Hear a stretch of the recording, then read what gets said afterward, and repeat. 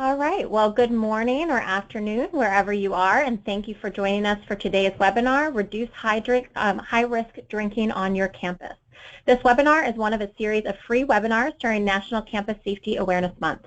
My name is Abigail Boyer, Associate Executive Director of Programs here at the Clery Center, and we also have our colleague Megan, who's going to be the producer for today's webinar, and we'll work with you if you have any tech-related questions throughout the session. I'll also introduce you to our panelists in just a moment. I'm first going to review a few housekeeping items before we get started. We encourage you to interact with us by typing in questions and comments using the Questions tab in your control panel. We'll have some time throughout the webinar which we'll ask you to share your thoughts, give some feedback on certain topic areas, or that's also the space where you can ask your own questions as we go throughout the session. We would love for this to be interactive. I know the presenter today really loves to hear your feedback and your thoughts and your questions, so please do, we encourage you to use that. We'll run through how to use the technology in just a moment, and we will record today's webinar, and it will be provided to you in next week's National Campus Safety Awareness Month email. But first, we just wanted to share a little bit about our work here at the Clery Center. Our organization was founded by Connie and Howard Clery, whose daughter Jean was raped and murdered on her college campus. And as a result of that work, they really went on a mission to see what they could do to increase campus safety, not only certainly at Jean's campus, or the campus where she attended, but also across the country. So they worked for state legislation, but ultimately what they're best known for is the federal Jean Clery Act, which, as we know, requires colleges and universities to have specific policies and procedures related to campus safety and security. We really, as an organization, our goal is to work together with colleges and universities to create those safer campuses. And we know, or what we've seen, is that the best way to do that is to create opportunities to share what we know, what we're learning in terms of best practices, to ask questions that we might have been wanting to ask our own colleges or universities. And that's really the intention of today's webinar, for you to learn more about what we're seeing in the field that's working from some of the national experts who've been doing a lot of this work within the field, and also to be able to ask questions about things that might be specific, for that you might have questions in relation to your own campus. Some of the Clery Center's programs and initiatives, we'll talk a little bit towards the end and we'll highlight some of them. But as you know, this particular webinar is a part of National Campus Safety Awareness Month. So we always work to make sure that we have some free programs, free initiatives to highlight this month, which is really created for you to start a year-long conversation with your campus communities about all of the many ways that you keep members of your community safe day to day. We also have a collaborative membership program, and that's really an opportunity for teams of individuals at college campuses to examine their own policies and procedures and practices, and look at both the letter and the spirit of the Jean Clery Act, and working together to keep those campuses safer. So you might hear us mention some resources as we wrap up the webinar that might be useful, and certainly that National Campus Safety Awareness Month website has a lot of resources for you to reference as well. Before we start moving forward into some of our content and just sharing a little bit more about the month, I want to take some time to introduce our guest here on today's webinar. Dan Riley is the Prevention and Research Coordinator for the Missouri Partner in Prevention. He received his bachelor's degree from the University of Wisconsin and a master's degree in clinical psychology from the University of Central Missouri.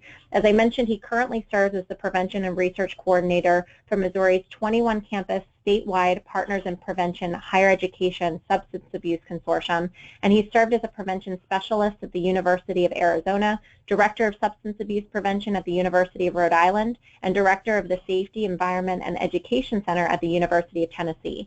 He serves as the College Alcohol Prevention Expert of the VTV Family Outreach Foundation, 32 NCSI, which stands for the National Campus Safety Initiative Advisory Council, which is a group created by the families of the victims and survivors of the Virginia Tech tragedy. So I just want to take a moment to ask Dan to tell us also a little bit more about VTV Family Outreach Foundation. Well, thank you, Abigail, and good afternoon, everybody, or good morning for those of you on the far west. Really excited to talk to you today about some of the things that we're looking at as far as reducing binge drinking and high-risk drinking on college campuses. With my work right now with Missouri Partners in Prevention, I've had the opportunity to assist, collaborate, and consult with 21 campuses looking at prevention approaches to reduce high-risk drinking. And the interesting piece about that is we found that you know, we have some large flagship campuses, we have some smaller private institutions, we have community colleges, and different approaches work on different campuses. So you really need to incorporate your campus specifics into your prevention. But there are some common themes and some common processes and practices that indicate better outcomes. If we could go, can we go forward one slide, Abigail? Oh, I can do that. I'm sorry. All right. And I've also had the wonderful opportunity to work with the VTV Family Outreach Foundation. We were really impressed with working from the families from this tragedy, and that they were really energized and concerned about creating change on campuses. They invited a group of experts in different areas of campus safety. That list can be found at 32ncsi.org.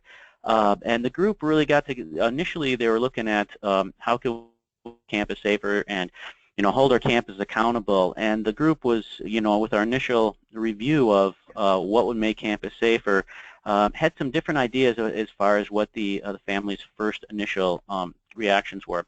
The group was a little nervous about that as far as feeding back this information to the families, and it was probably one of the most touching moments in my life when these families were most concerned futures in the future of students in the college students in the future, and they basically said, well, your team knows what happens on college campuses, what would be the best approaches, and we support what you're doing. So that was a very valuable and moving experience in my life as far as seeing the hope and change that can happen from even from people who have suffered tragedy.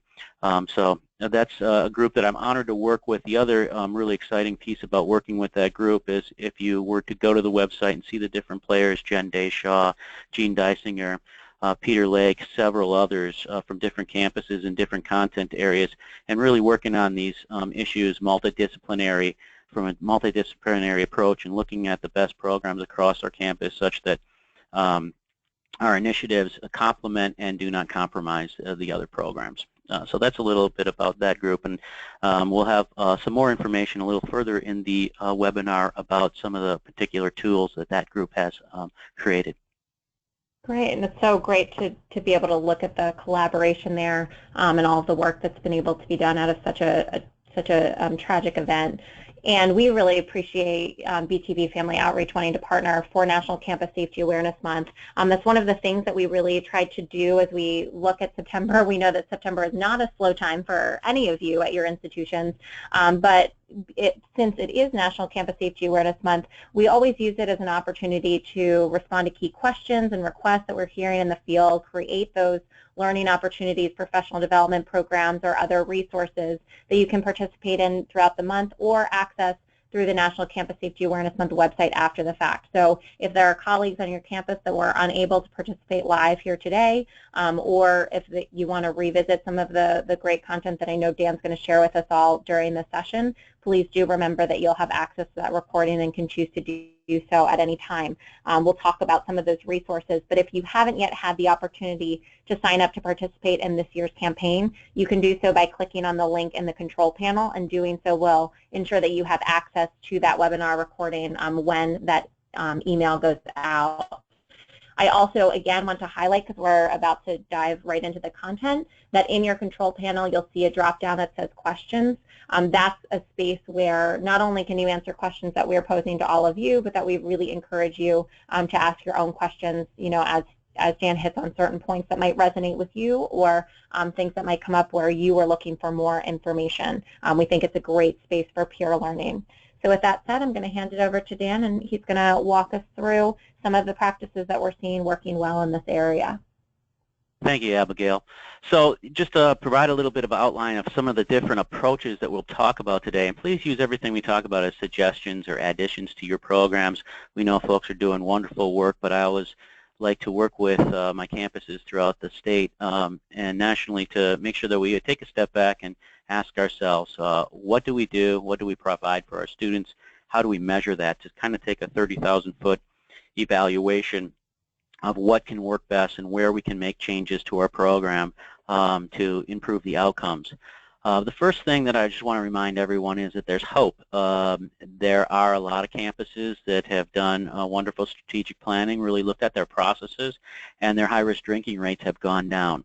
We'll talk a little bit about the prevention paradox, and that does not come intuitively to a lot of us, and I need to remind myself of that every day, so we'll review that. Looking at environmental management, population level approaches, thinking about our message framing, thinking about our annual strategic planning, and looking at coalition building. All right. Okay, whoops. Okay, so I think many of us have seen this before, that alcohol is the best predictor of negative consequences on our campus. Alcohol use and negative consequences. Alcohol is a good predictor of other things that we're very concerned about. So a lot of times, you know, if we're really concerned about injuries, assaults, fights, retention, alcohol can be at the root of a lot of those issues. So not only are we reducing negative consequences due to alcohol or alcohol use when we focus attention in this area, but we might be positively impacting a lot of other areas on our campuses. So it's really important to look at these issues and see where your points of intervention may exist on your campus to reduce risks associated with high-risk drinking. So what are we seeing? We're seeing that while the norm, unfortunately, across the nation is that high-risk drinking rates have not decreased at most campuses, we do find that there's some campuses that have looked at different incorporated strategic planning, data-driven approaches into their prevention, and actually seen some really sound reductions in their high-risk drinking and associated negative consequences.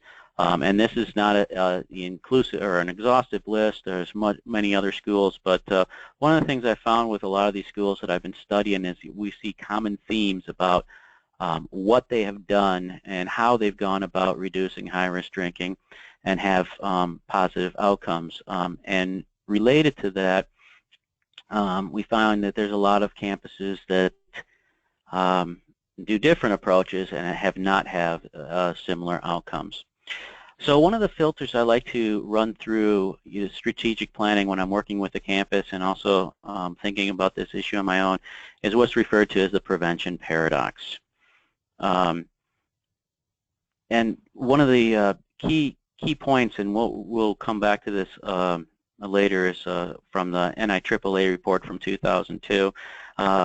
Mary Larimer has done a lot of work. Bill DeYoung and Linda Langford have done a lot of research initially on what's effective when it comes to reducing alcohol use on college campuses. And basically what they found is the knowledge-based interventions when used in isolation have been ineffective. Now this slide seems fairly simple until you start to think about where most of us are working. We're working in institutions of higher education where the paradigm is knowledge-based, is education. So if we take a step back and look at these statements and realize how challenging these realities may be in the environments that we're working in, we're working in paradigms of education, information, and knowledge-based approaches. That's what our institutions of higher education are based on. And then we find that those approaches are not effective in the work we do. That can be really challenging if you take a step back and look at that and think about how much you want people on your campuses that use that paradigm in their approach to really buy into what you're doing. So this initial research is really impactful to how we plan our approaches. So I don't want to minimize the finding here.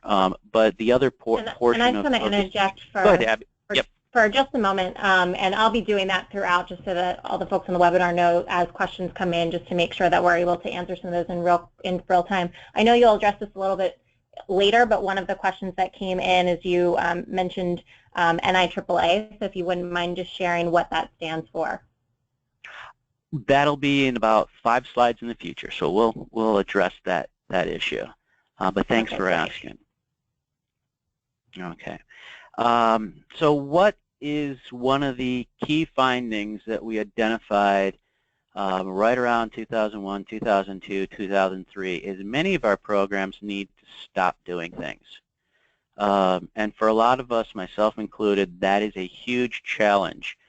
There may be things that our pet projects, the things that we really believe in, that for whatever reason may not be effective on our campuses, or the data may not be supporting. So that's one of the things that's one of the huge hurdles that we need to look at is what are we willing to stop doing, and where are we giving ourselves permission to stop doing things. And then what do we want to start doing is collaborating with other campuses, with other folks across campus, and looking to research and evaluation to guide our practice. Great. So that takes us to a quick chat box question as we're thinking about that. But before we get to that, is there anything else that you wanted to elaborate on before we get some feedback from participants? Not at this point. I'm interested to hear if there's any feedback from our participants regarding times that they've had these challenges on their campuses as far as moving away from the knowledge-based prevention approaches, which were common in the 80s and 90s, and moving into this new realm of environmental management and individual prevention approaches. Great. So we'd just like you to go into that chat box and just put in, was there a time in which you learned this lesson on your own campus? Share your thoughts in the chat box. So what does that look like for you? What does that mean? There's one participant saying, all the time, and I've been doing this work for 15 years, so that's a great reminder that even though we might be steeped in the work, that we have those reminders day to day that we've got to go back to what are we actually learning from the evidence. And sometimes, especially when we like and we appreciate a program, it can be really hard to recognize that maybe it's not doing what you thought it was doing. So thanks for that feedback. Another person is lending some feedback about, well, education alternative programs are important. Is it fair to say that no one's successful absent enforcement? So kind of questioning or looking at that partnership between not only prevention on the campus, but if we do have policies, whether and how those policies are enforcement. Certain groups have been resistant to moving away from the bells and whistles of scare tactics. So what kind of models can we look to that are not just creating fear? We provide information programs to students at the beginning of each semester, and I don't know if it works or not. So some of us are in that place where we're doing programs, we might feel as if they're effective, but we really maybe don't have the data or information to know if what we're doing is working. And then a couple of others are saying, can you give some specific examples of knowledge base? So I know we'll be exploring some of those areas even more. So thank you so much for taking the time to share some of your own experiences. Feel free to keep on adding them in there or adding questions in there, and we'll work to get to those. But that was, really helpful feedback. I think we've all kind of been in that place where we've been doing something, but we don't necessarily know if it's working towards or meeting the goals that we're trying to set. So we appreciate your feedback on that. That's a super question, super comments. One of the things, with all of us in our particular areas that we work, you pick up on some things intuitively. And there's one of the things that I've really noticed with working with several campuses on their prevention programs is you start to hear when people are asking the right questions. And those are the campuses that are going to have success in the near futures. And those questions were perfect examples of people that are on the right track and really getting close to seeing some significant reductions. What about our enforcement? Are we implementing scare tactics? What are the results of that? Are we collecting enough data to show that our programs are moving, and if they're moving, in what direction, where, when, and why? And then also, what is knowledge-based and what is not knowledge-based? And I think we'll be able to touch on all those issues in the coming slides. All right, so, well, the prevention paradox. Now, this is something that I need to review almost on a daily basis because it doesn't come intuitively to me. I think I'll kind of give a little story to explain this. You know, as many of us were trained, we may have been trained to provide individual feedback to students. Like for myself, I was trained in clinical psychology, which would imply service to individuals or small groups. And typically, the way we look at the issues is we try to find the most severe examples of high-risk behavior and provide treatment to them, and spend less effort in the mild areas or the moderate areas. So, you know, on a lot of our campuses, we maybe feel like we're fishing for our students that are at most at risk. And while that's important and it feels rewarding, if we take that approach, we're never going to see the high-risk drinking rates on our campus go down because that's a small group and our interventions will basically address a small percentage of the population. All right. And then this is just a little bit of a different representation of the prevention paradox as far as students experiencing negative consequences. There's a small percentage of our students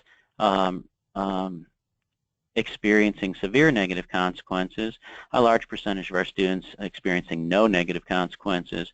But the middle group is the most important. That's the group that, while the negative consequences they may not be experiencing, maybe not as severe, that's the biggest group on our campus, and we'll explain that a little more in some other slides. But we want to make sure that we're providing services to our students that are in the severe category, but also an adequate amount of resources allocated to our students in the moderate category.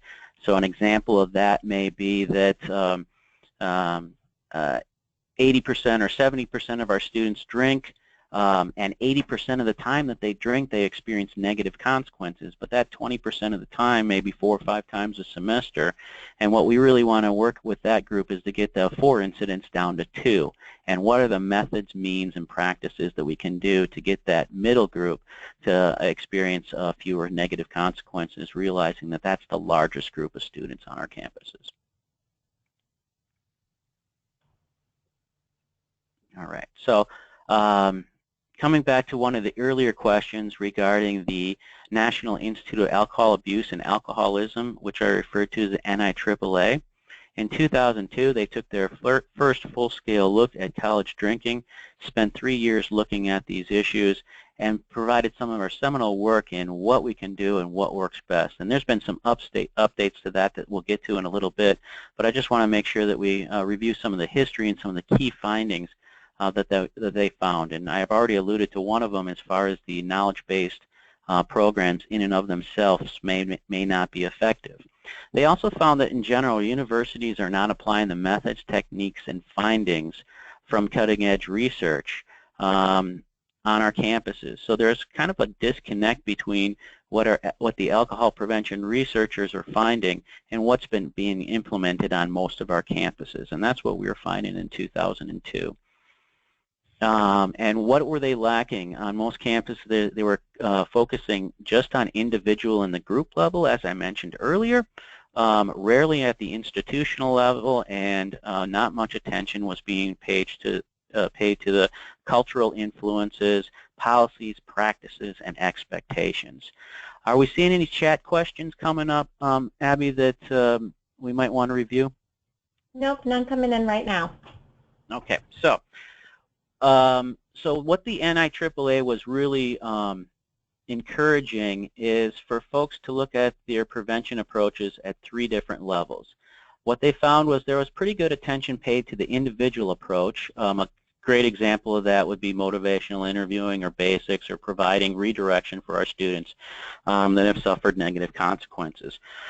What a lot of the campuses weren't incorporating into their practice was population-level approaches as far as education approaches that reach the entire population. We'll review some of those education approaches in a little bit, and also looking at that college as part of the surrounding community. So looking at our prevention as a 3-in-1 framework making sure that we ask the questions about the individual level, the student level, and the community level. And we'll provide some tools as far as self-assessments in the course of the webinar to give you some insight on how you can do that.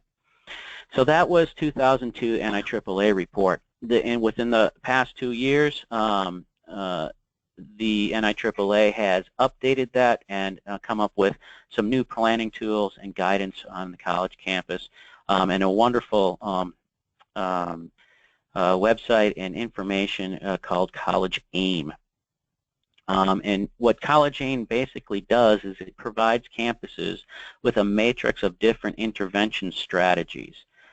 So we'll come to this in a little bit, but it's a great website to go to after you've done your strategic planning to identify which programs may work on your campuses and what has the research found is to be relatively effective. And as you go to the site, one of the things you may want to keep in mind is you don't want to just go to that site and pick the most effective programs because there's some the programs that have the highest effect sizes, because there may be some key components on your campuses that maybe only count for 5 or 10% of the variance, but are really important for you to have success in other areas. So far we've seen 2 websites that you can go to that provide really good tools, and one of them being College AIM. And if that's a website or if those are resources that you've used on your campus and there's anything in particular that you found to be useful, please feel free to use that questions answer to share some of your thoughts there. Okay, and then next, the other thing, this is just kind of some observations that I've worked with different campuses and found there to be success with, really thinking about what are some other paradigms that we're using when we work with students. First of all, with adult development, this age group, they are masters at resisting prevention influences. So a lot of our campaigns, which are scare tacticacy or campaigns that say you should, you shouldn't, just developmentally, this age group is really good at resisting those messages. I think my slide, my screen is bouncing around. If yours is doing the same thing, I apologize. Okay, so that's what college students are good at. What else are they good at? They're also masters at adapting to their environments. So with some of the focus groups that we've had with different campuses, we start to talk about why would we want to do prevention approaches which our students are really good at resisting and not doing the things that they're really good at. Maybe with our prevention approaches, we may want to influence the environment and use what the students are good at doing to change their behavior, rather than banging our heads against the wall and trying to force them to buy into our prevention messages when they're really good at resisting them. So that's just another question to put through your strategic planning as far as what may be effective and what might be important questions to ask with your campus as far as finding the best approaches to reduce high-risk drinking. So with that, what it really encourages is moving to environmental management strategies. Now, I'm not implying by any means to stop doing individual approaches, your basic approaches, your small group interventions and things along those lines, but make sure that in your menu of prevention approaches you're also considering some of the environmental management approaches that may be effective, and we'll go over some of those. And if anybody wants to interject through the chat as far as highly effective environmental management programs that you've incorporated on your campus, that would be appreciated. Yeah, a couple of folks have shared things. One says social norms marketing, social media campaigns, peer education programs incorporating the above, bystander intervention programs, and campaigns that are driven by students. Wonderful suggestions, and those are all wonderful and great environmental management approaches. So the other thing that, so basically what we want to provide here is a lot of different ideas you incorporate into your strategic planning and planning for prevention. And so another question I like to add is, are we addressing the issue on a population level? And here's just a little exercise to look at Are we allocating resources on the population level? And if not, what would be our outcome? So let's just use an example school with 10,000 students. How many minutes do you have per year? And I did a little math for somebody who's working 40 hours a week. That would be 124,000 minutes per year. So how many minutes do you have per student? So basically you have just under 13 minutes per student.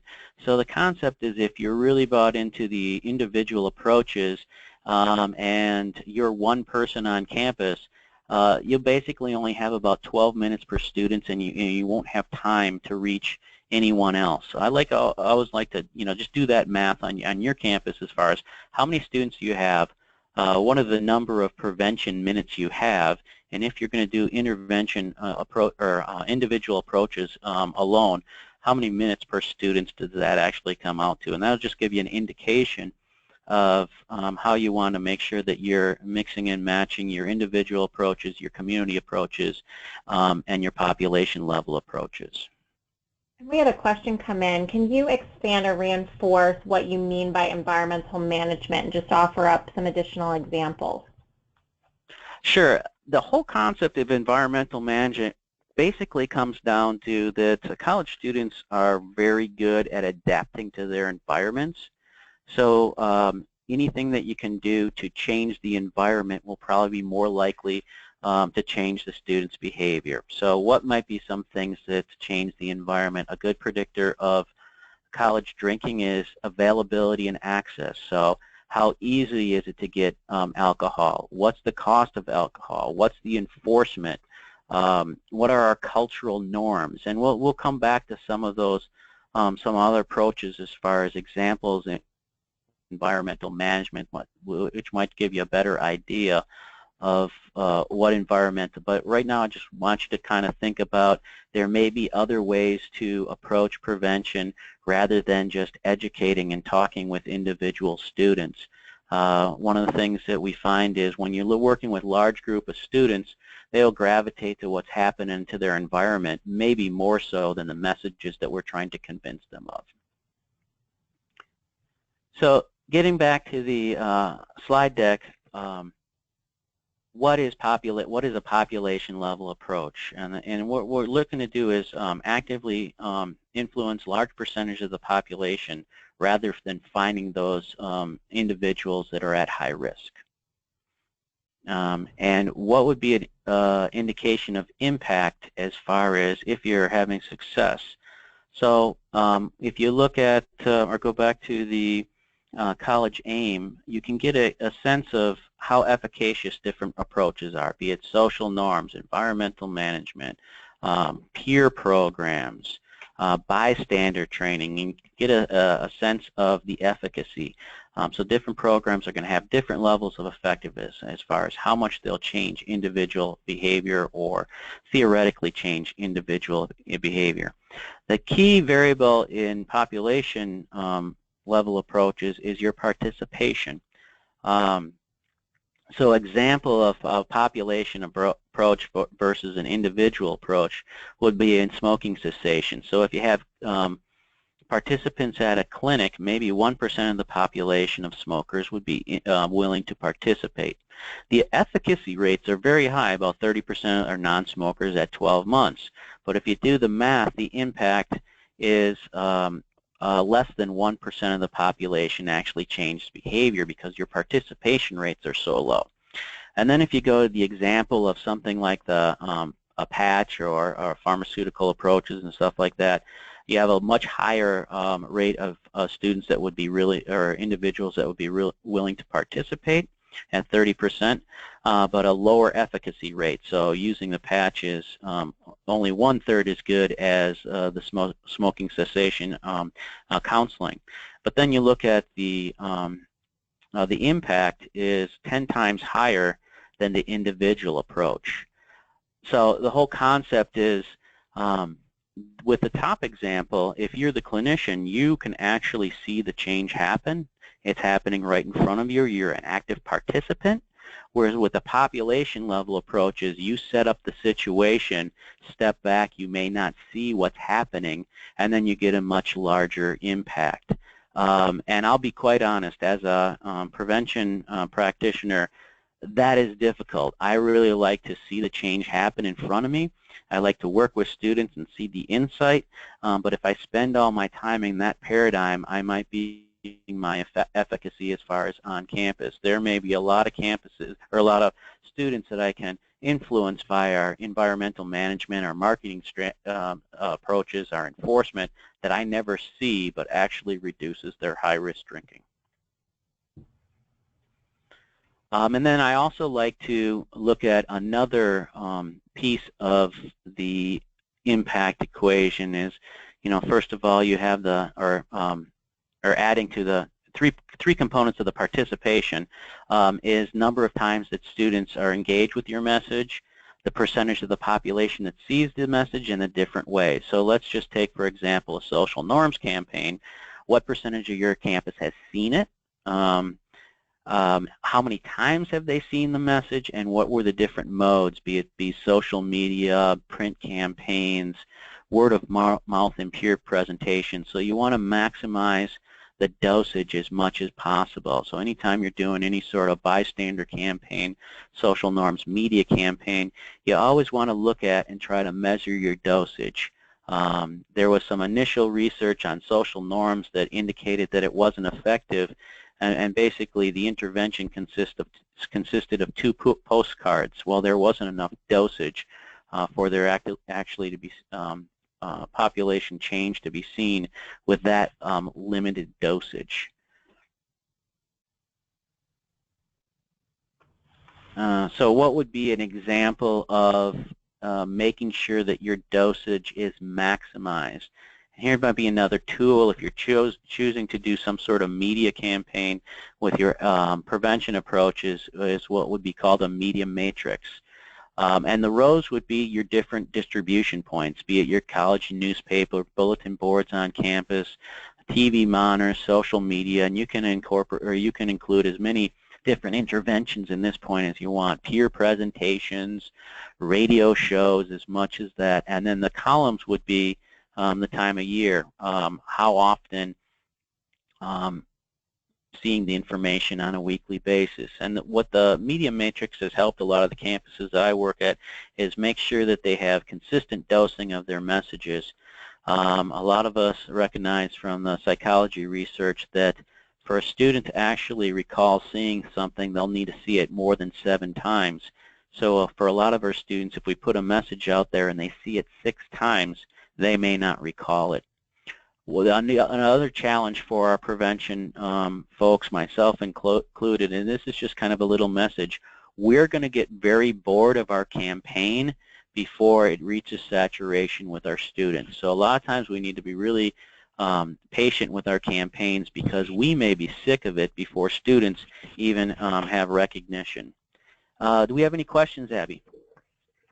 Nope, none coming in, although a couple of people were giving some additional kind of comments on some of the programs that they're putting in place on their own campus as they align with what you're saying. So thanks for continuing to put that feedback. A lot of them are talking about partnerships with folks off campus, statewide initiatives, as well as partnerships in terms of law enforcement, liquor board, industry, local town task force. So I know we're going to be talking even further about what some of those relationships might do. Okay, super. What is another challenge that a lot of our campuses have when they shift over to having a portion of their prevention campaigns be population level? So what's different about the population level approaches is they're typically smaller interventions done more frequently to more people. And our goal is to change the attitudes, perceptions, knowledge to a critical mass, and they also may include norms and information about their cognitive environment. So what is this in real words? A lot of us prevention specialists, what are we used to? Going out to the residence hall and doing presentations, going to the Greek organization and doing presentations. And typically the presentation may be 20 minutes to an hour. That's what we're used to. That's what we're having our peers do. That's kind of our paradigm that I may be locked into a little too much, and I feel like I'm doing my job. I think of those as large interventions, big interventions. When you look at population level interventions, a lot of your interventions may be as short as 4 seconds. A bulletin board on campus, a radio ad, a Twitter feed, a social or a Facebook post, and how many times do they see that? So it's smaller interventions more frequently, and to actually change students' expectations, norms, expectations, understanding of their cognitive environments. So when you're doing your campaigns, and kind of getting back to some of the questions regarding scare tactics, what have we found to be effective when it comes to message framing? And this is just very simple message framing. I mean, there's full PhD programs on messaging in health behaviors, which is very different from advertising. But what's the take-home messages is we can have positive messages and negative messages. Basically, how can you be more healthy, or how can you hurt yourself? And basically what we found is if you're doing negative messaging, it's variable. Sometimes you'll have some positive effects. As often you'll have the inverse effects. And a good example of that may be the DARE programs before the millennium, where what we found from the research is the communities that had DARE at that time actually had more youth alcohol use than the communities that did not. They have since changed that, but they were using a lot of scare tactics at that point. What we found with the scare tactics is not only do you need a little bit of luck, but you also need specific tools. On the flip side, a lot of the positive messaging, rarely do you get negative outcomes, and you're more often to get positive outcomes. So that's just kind of like a background. What is a tool that you could use that will make it simple and make it more likely to stay away from the scare messages, and to get positive messaging out there that you can use with the social norming and the bystander approaches is just the acronym PI. Keep your messages positive, which means, don't say students do not do something, or you're bad, you're wrong, or shame them, but give them positive messages. About what? Positive messages about the healthy majority. So that would be the inclusive. Most students do this, or the number of students that are interested in approaching things in this way. So keeping your messages positive, inclusive, and then the last piece, empowering. Give them a message for a tool that they can use. And for this advertisement that you can see on the screen, basically the tool would be, what is a standard drink? So students have a better idea there. And they also can see from the image there that sometimes campuses will do social norms campaigns where the actual message is positive, but the image still shows something that, negative behavior by college students. Another tool that I use in this situation, just to keep in mind, is we never want to reinforce information or misperceptions that risky drinking is a normal part of college. So that's where I provide a lot of feedback to my campuses when oh, we just want to show the red Solo cup, or we want to, show the student puking in the toilet and stuff like that. That is abnormal behavior. That is more rare behavior. I know that we see it a lot because we work in this realm, but we don't want to set up situations where our marketing campaigns are actually reinforcing the negative norm.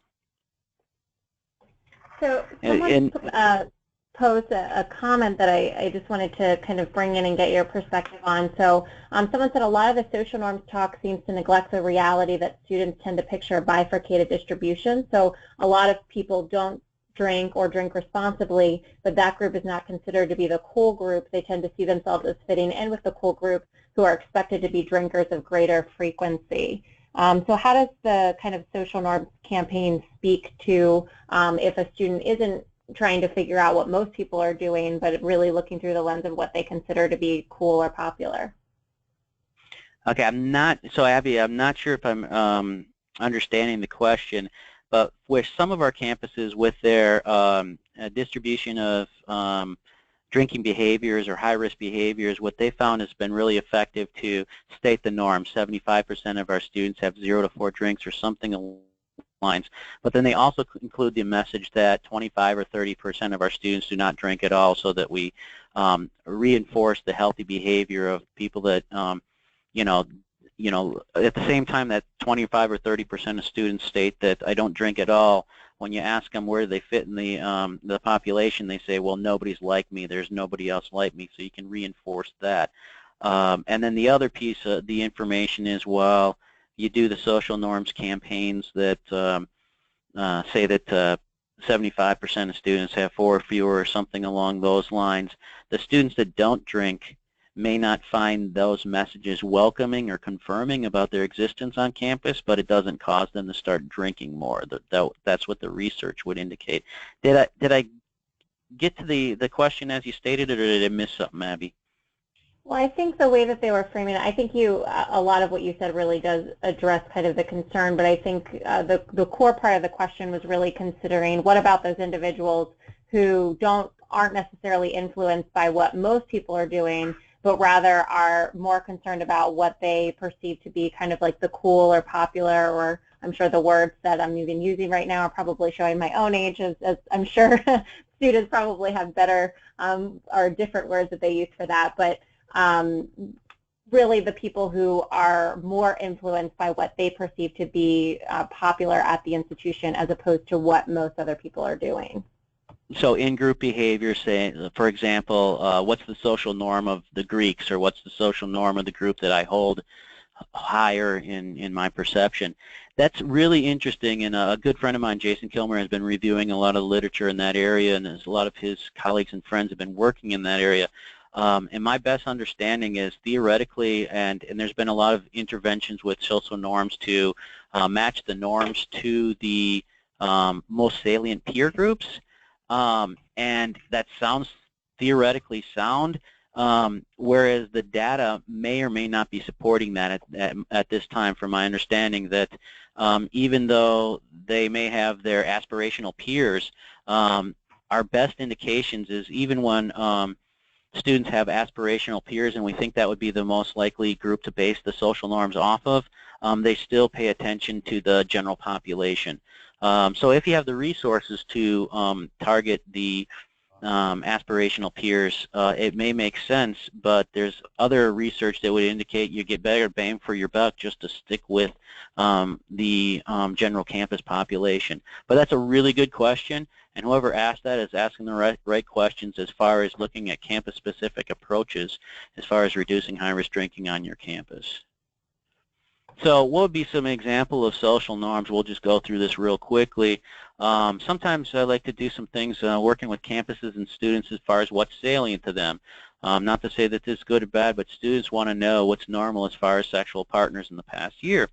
And what we find here is 0 to 1 is the most common. About 75% of students on most of our campuses have 0 to 1. From a message framing standpoint, we like to talk about that as one category to stay away from some of the negative messages in other areas, but also like to report to students that while 0 to 1 is the norm, 3 to 4 is the typical misperceptions. And then you can do some messages with your students when you're in the more of the group settings, as far as if you had a younger brother or sister coming to campus and hypothetically you like them, what if their reality was they're currently at 0 to 1 and they're coming to campus thinking that 3 to 4 is normal? Are you concerned?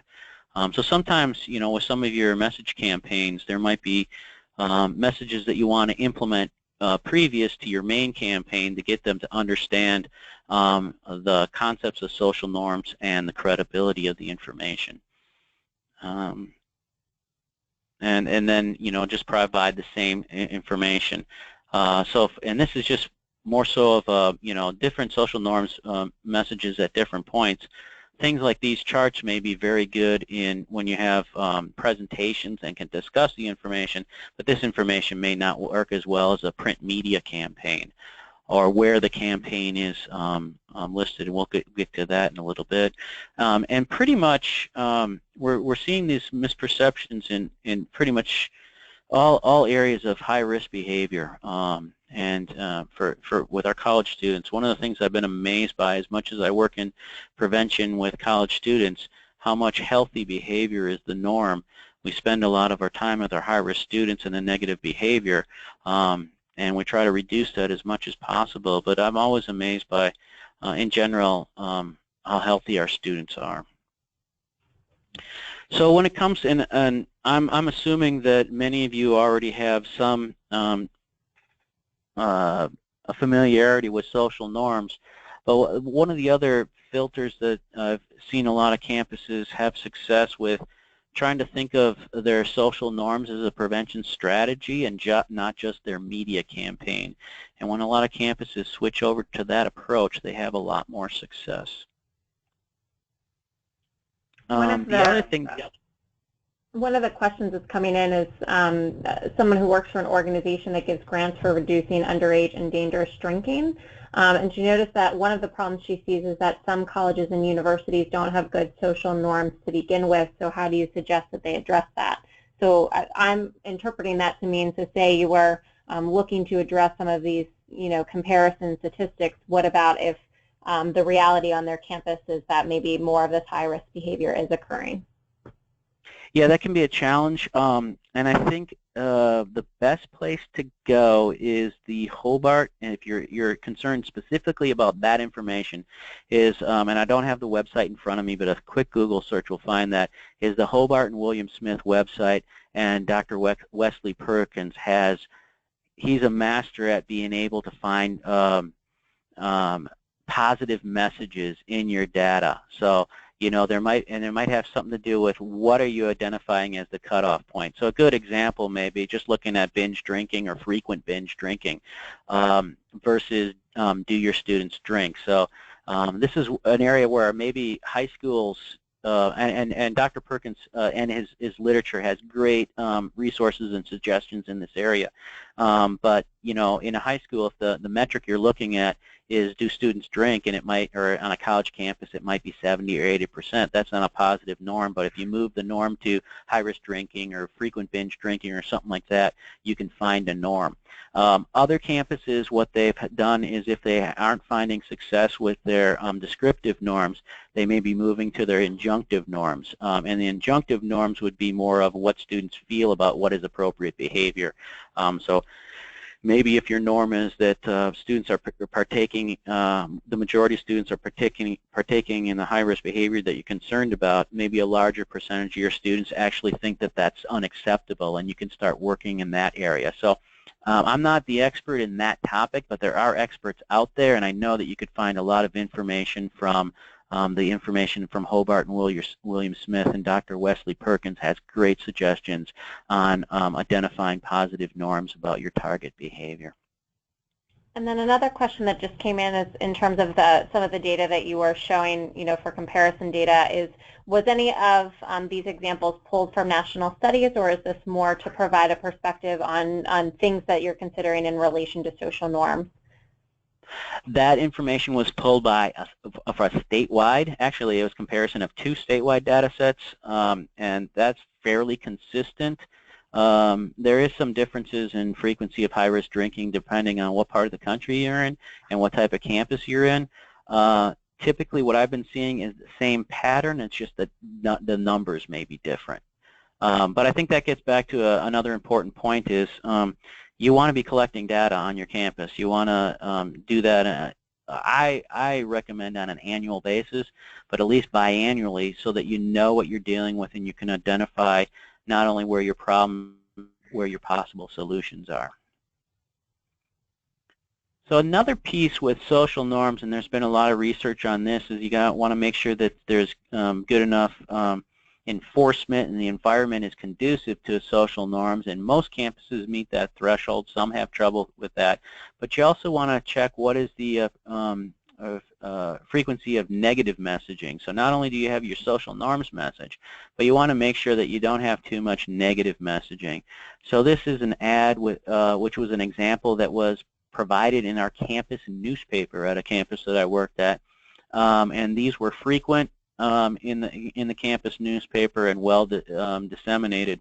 The campus newspaper heard that we liked social norms and all exciting that we were going to be a new ad provider in their paper, and basically we came back and said, no, we really can't put our social norms in your newspaper because the messages will get watered down by your negative messaging.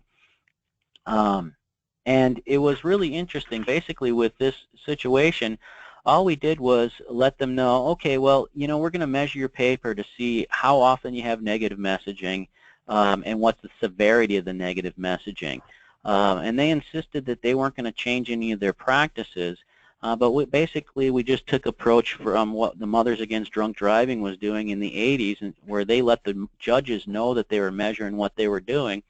And all we did was let the newspaper know that we were measuring what they were doing. We didn't ask them to change any behavior. We just let them know that we were measuring it. And just by that process, we noticed a significant reduction in the level of risky advertising. It got to the point where we were comfortable with putting our social norms media in that place. So if on your campus, politically, you don't have the clout to encourage people to stop posting negative messaging on your campus, you may go the route of just letting them know that you're going to measure it to see how often it's happening, how severe it is, and things along those lines. And if anybody has similar situations where you effectively decreased messaging on your campus so that your social norms became more credible or powerful, please post them in the chat.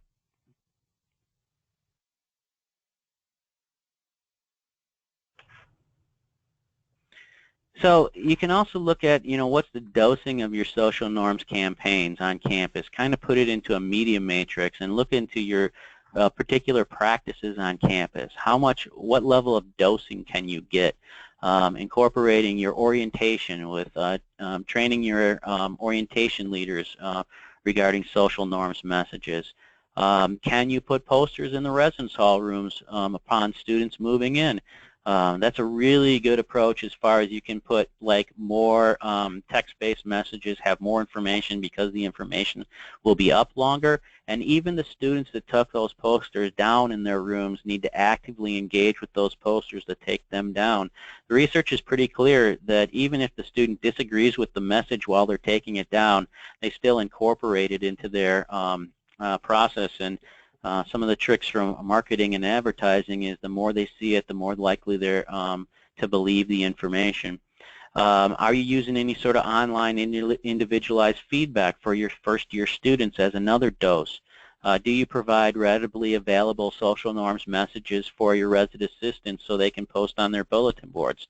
I know that campus newspapers is kind of becoming a little cliche, but how often are other weekly ads going out? You know, so not only a media matrix approach to your messaging, but you know, a process base as far as which groups are we meeting all the groups in the right time in the right way with the consistent information.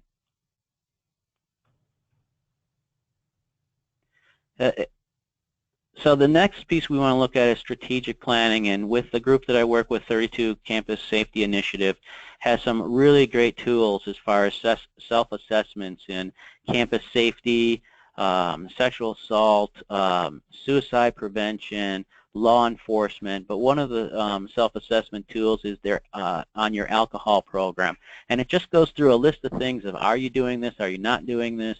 What are the different things, and basically gives you a score at the end as far as how well, and this is a self-assessment, so you just share it with your team, and it'll help you identify areas that you can reinforce, areas that you continue, areas that you may want to discontinue, and new initiatives.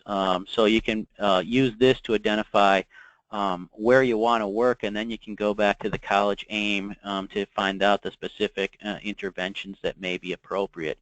So there's a lot of different tools there. You can email us there. You can start this self-assessment, or you can just do the process with your coalitions. The other piece I just want to remind you of is, you know, I've worked with a lot of campuses. Some campuses may be able to incorporate like the coalition as encouraged, where you have representation from all groups, and some campuses find that those, you know, it's a meeting for a meeting's sake, and you never really get to step number 2. Other campuses have identified that we just work with the people that are willing to work, and we may be missing people, but it might be a team of 5 across campus, multidisciplinary, that really works collaboratively and will bring other folks on board as they're ready, but you know, not to feel as though we need to stop because not everyone is involved. So what are some steps in strategic planning that have been effective at a lot of campuses? First is you want to gather campus-specific data.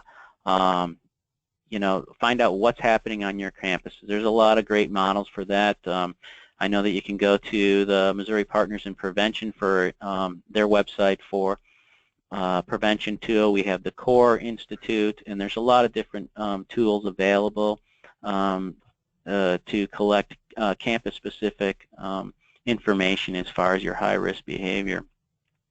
Once you have that information, really look at what's different about your campus. What are some campus-specific markers? Determine what's malleable. We'll get to that in a little bit. Identify the easy and successful approaches. So what do I mean by malleability? So on some of our larger campuses that maybe have large football programs, they Saturdays in the fall that really contribute to their high-risk behavior, or they may have downtown bars where they don't have a lot of influence over how they can get the bars to change behavior. Those are issues that may not be malleable right now.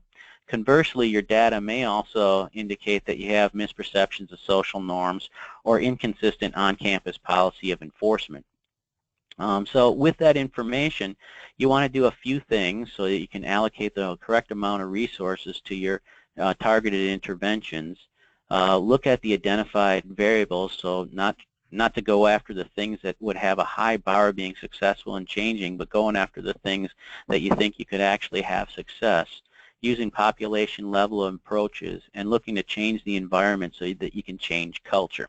So let me give you some examples. If that was your situation where you had inconsistent enforcement of policy, and particularly the example I'm going to talk about here is within the residence halls, and this is much more within a university's scope of influence than off campus or something along those lines. Basically what we're finding from our data is only 50% of the students reported that they were aware of the on-campus alcohol policy. Only 30% believed that the policy was consistently enforced, and the data included that there is distinct patterns of enforcement and subsequent outcomes. In other words, some floors and halls drank a lot more than other floors and halls. So we looked into that a little deeper. And what we found from the data is the residents and the RA staff that identified that there was wild and mild floors and buildings, and there was consistent and inconsistent enforcement across campus. What else do we find from that is the places where the enforcement was consistent, the environment was mild, and the places where the environment was wild, the enforcement was inconsistent. So what do we look to do? We basically changed who to focus our intervention on. In this case, the intervention was focused on the resident assistants within the residence halls. What was the pattern that we saw from the data?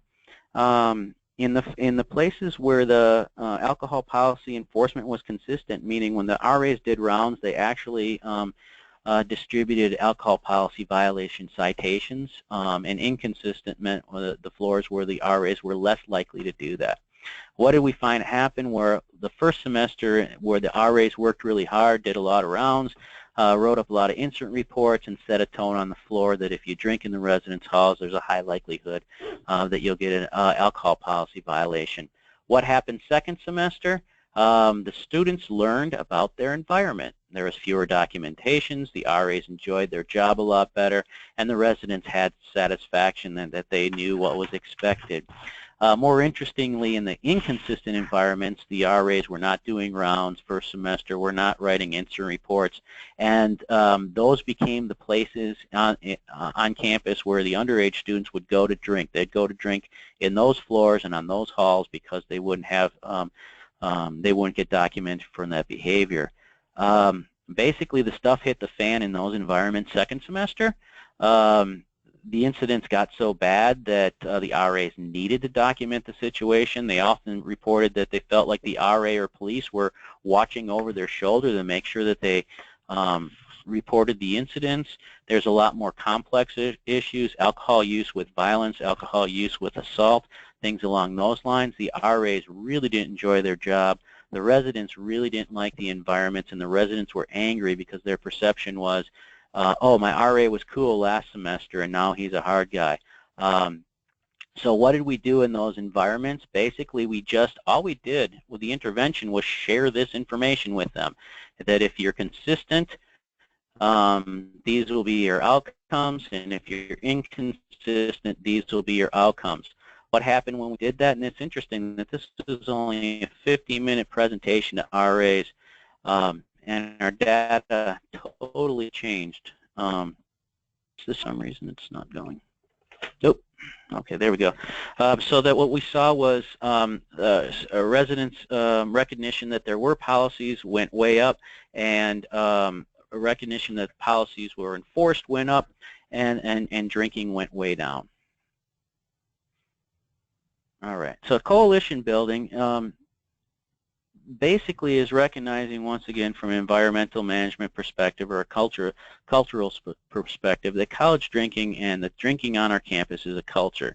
And to change our college drinking, we really need to change the culture, which is really focuses not only on changing the student perceptions and attitudes, but actually our faculty, staff, and community members' attitudes and perceptions of what's expected here and how we go about things. And one of the approaches that's really effective with the environment or the coalition building is to really check to see if your coalition members, if your community members really think of campus safety as a university value, and then really incorporate your prevention approaches into that mindset as a tendency, and change the message framing with your coalition.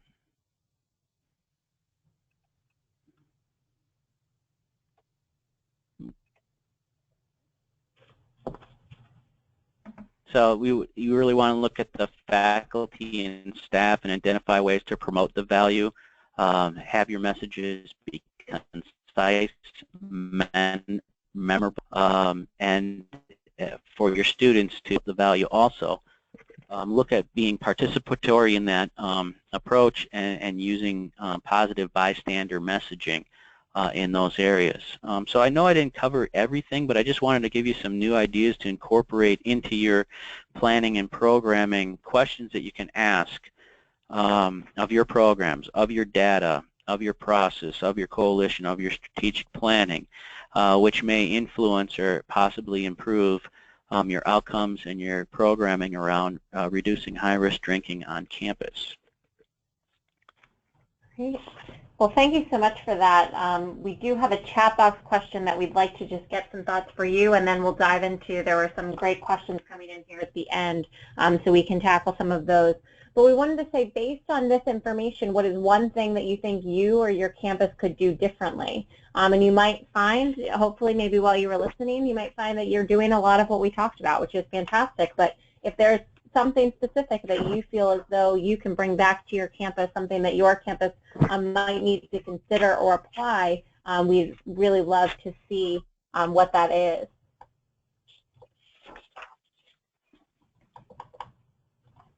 So one area for feedback, there was the acronym that you used earlier of PI, positive, inclusive, and empowering. So really kind of thinking more carefully about that type of messaging is really great to see and hear. So thinking a little bit more about the philosophies that we're applying at other campuses. Great. A lot of people have been commenting, especially to some of what you post about adapting your environment. Please feel free to continue putting in your answers and your responses, but I wanted to pose one of the questions that came in a little bit earlier, which is, if students are adapted to their environment, how do you ensure that the adaptations won't be in resistance to that cultural change? So, for example, if you change some of those areas around alcohol, won't students find other means to get it? Would they, drive further, steal, or buy cheaper alcohol? So what might be, or what are your thoughts kind of around this concept of, is it possible that students, if it is harder to get within that immediate campus community that they may drive further to find other options? The research kind of points, and of course there's always going to be individual differences for different campuses, but the research points pretty clearly. Two things are going to happen. One, you're going to loudly and clearly hear examples of how students got around it. So there's going to be a smaller percentage of students that, yeah, I was willing to drive farther, I was willing to do that.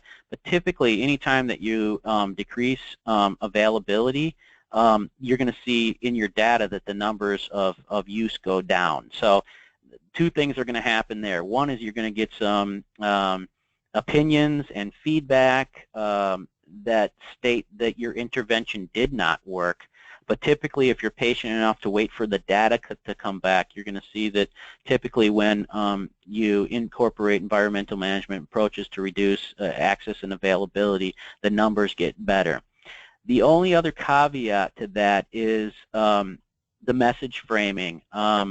What we've heard from a lot of folks that have really delved into this and done a lot more of the qualitative and the focus group feedback is you can and will get reactance if the message is, you're wrong, you're bad, we're going to change your behavior, we know what's best.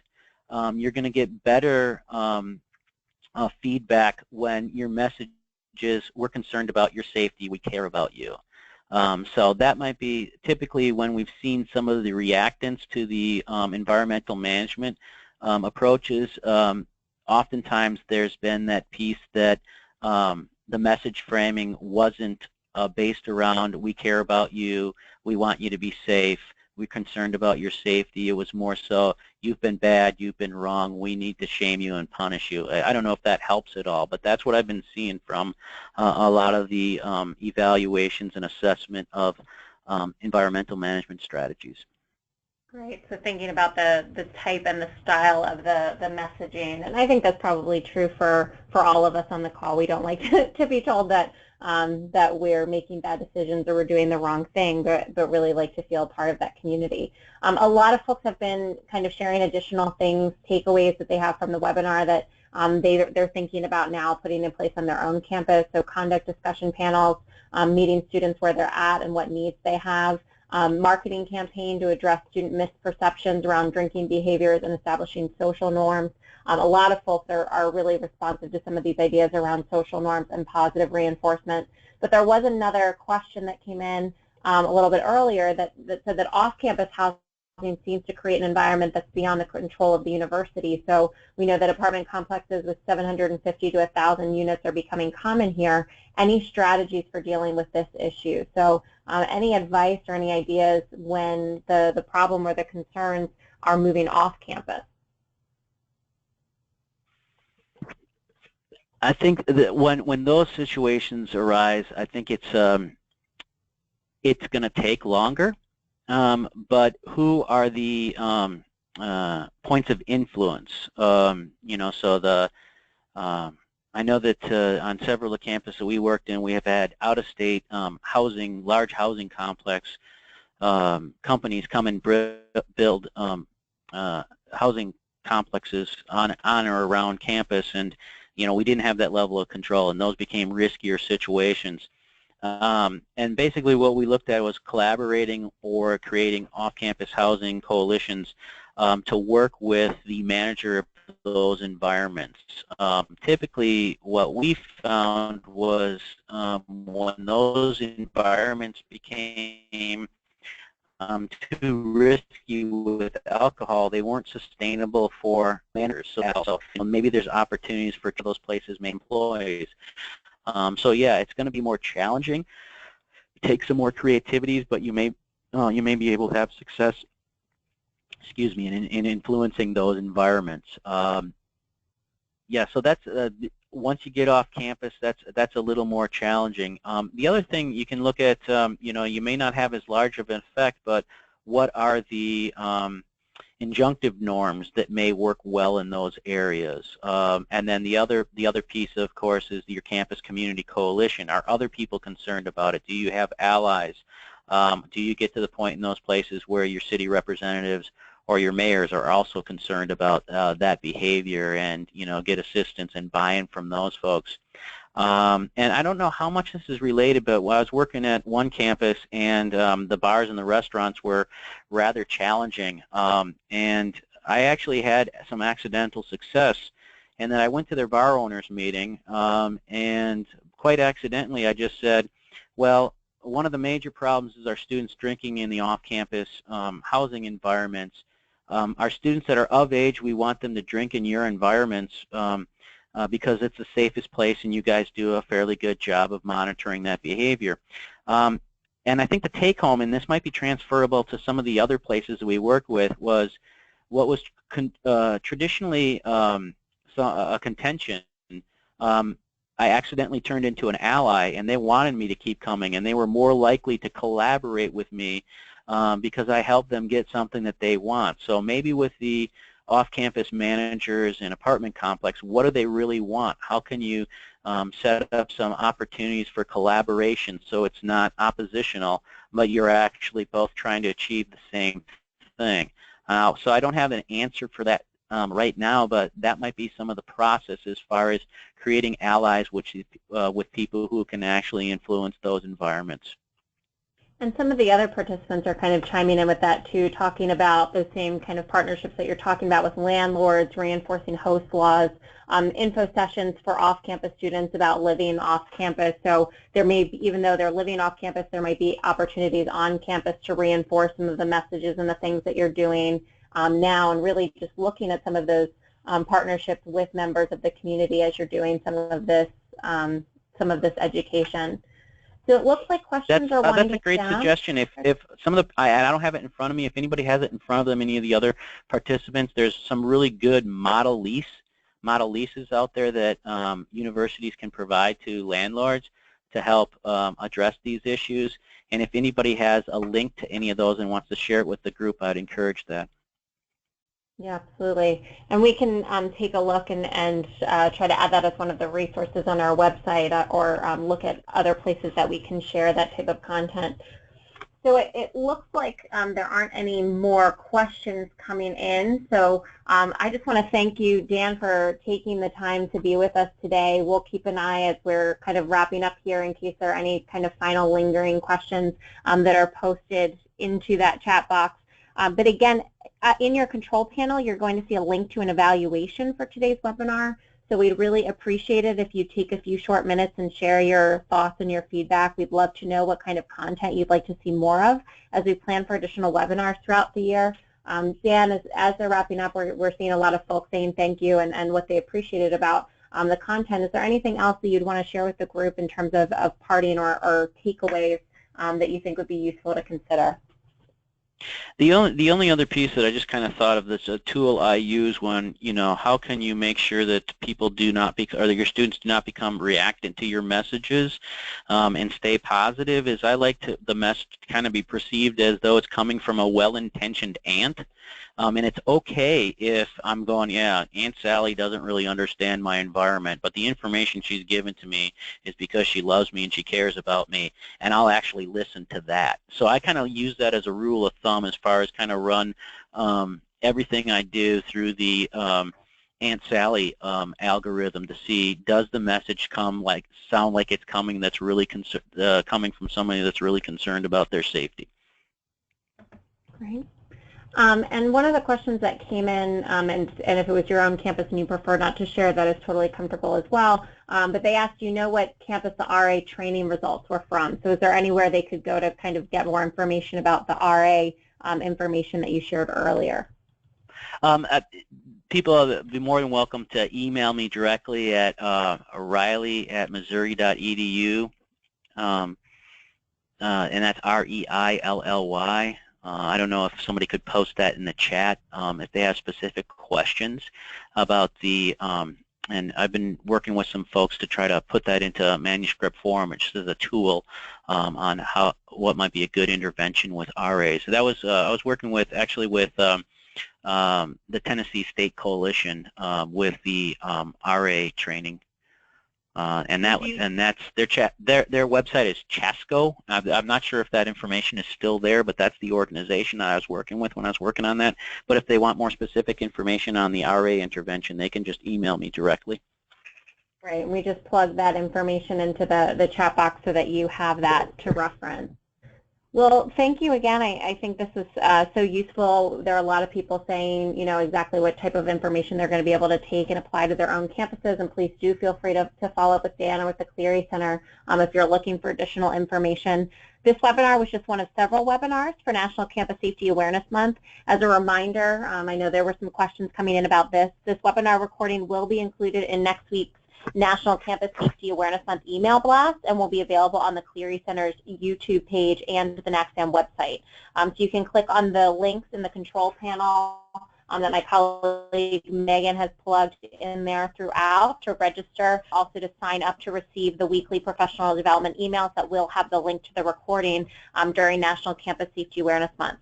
We also encourage you to follow us on Facebook and Twitter using the Clery Center handle for daily campus safety information. And you can visit our website to learn more about other training opportunities and learning resources, such as our Clery Center Collaborative Program, which is a team-based learning membership program that brings together colleges and universities to build sustainable approaches to campus safety and Clery Act compliance. So I know a lot of what we've talked about today is about really the advantages of some of those collaborative partnerships within your campus and certainly within the broader community. So that's another opportunity for that.